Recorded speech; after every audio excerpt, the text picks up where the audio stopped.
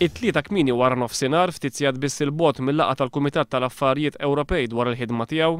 ir-rappreżentant permanenti ta' Malta għall-Unjoni Ewropea Richard Kakia Caruana ħass il-ħtieġa li joħroġ stqarrija biex fiha jattakka lil One News u lil maltastar.com.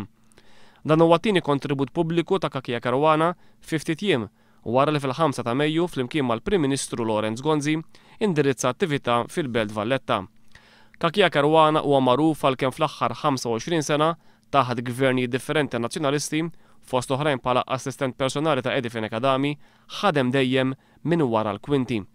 Intant fl-istqarrija li ħareġ it-tlieta wara nofsinhar waqt li sejjaħ bħala invenzjoni l-istorja ta' One News li ħadd wara nofsinhar kellu laqgħa maċ-Chairman tal-Kumitat tal-Affarijiet Ewropej Francis Amid-Dimek f'lokanda f'San Ġiljan, Kakia Caruana ddikjara li bħala rappreżentant permanenti ta' Malta l-Unjoni Ewropea jiltaqa' ħafna drabi ma' Amid-Dimek għaliex skont huwa dak huwa xogħlu.